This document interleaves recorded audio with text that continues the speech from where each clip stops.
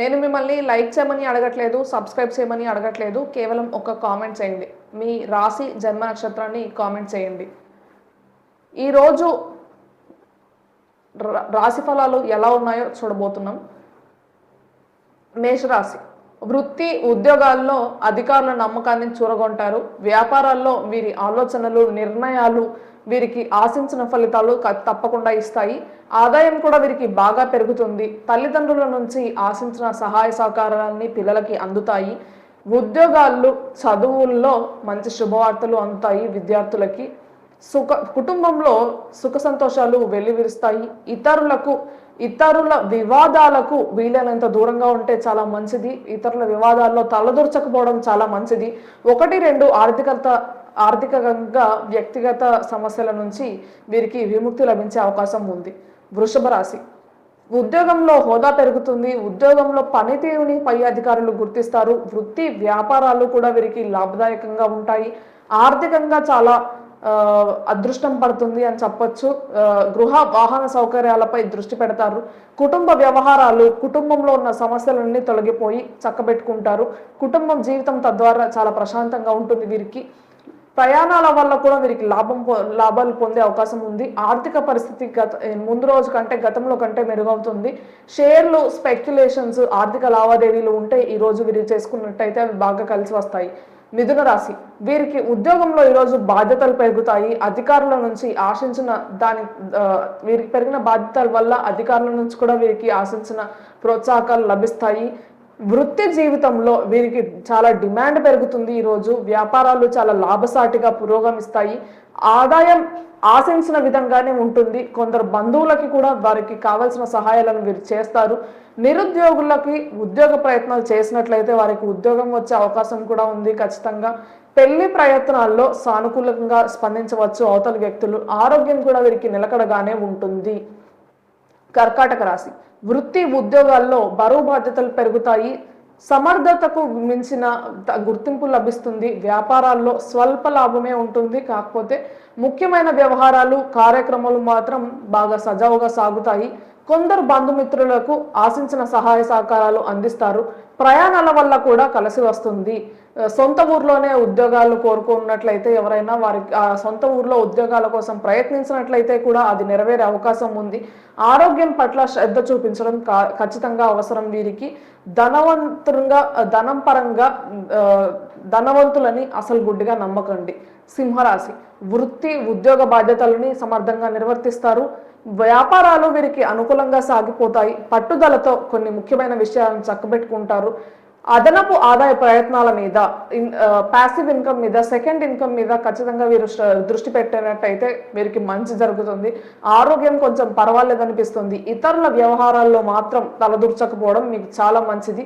ఆదాయానికి లోటు ఉండకపోవచ్చు. విదేశీయానానికి సంబంధించి విదేశాల్లోకి వెళ్ళాలనుకునే వారికి, విదేశాల్లో ఉద్యోగాలు చేయాలనుకునే వారికి చాలా మంచి సమయం.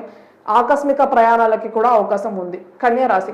ఉద్యోగంలో ఆశించిన స్థిరత్వం లభిస్తుంది. జీతభత్యాలు పెరుగుతాయి. వృత్తి వ్యాపారాలు బాగా బిజీగా సాగిపోతాయి.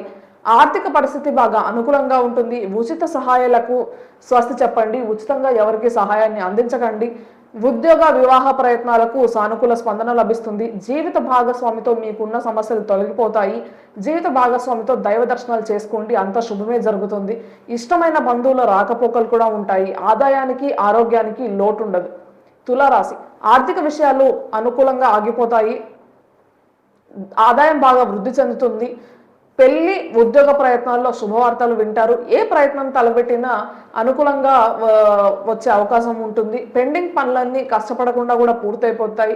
వృత్తి ఉద్యోగాలు సంతృప్తికరంగా సాగిపోతాయి. వ్యాపారాల్లో లాభాలు కూడా బాగానే పెరుగుతాయి. జీవిత భాగస్వామితో కలిసి వస్త్రాభరణాలు కొనుగోలు చేసే అవకాశం ఉంది. ఆరోగ్యం కూడా బాగానే ఉంటుంది. కొందరు మిత్రుల వల్ల మాత్రం నష్టపోయే అవకాశం ఉంది. కాబట్టి కొంచెం మిత్రులతో దూరంగా ఉండండి. వృశ్చిక రాశి.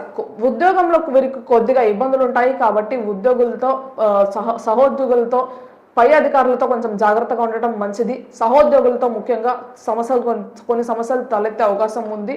వృత్తి వ్యాపారాలు నిలకడగా ముందుకు సాగుతాయి. ఆదాయం పెరగడానికి కూడా అవకాశం ఉంది.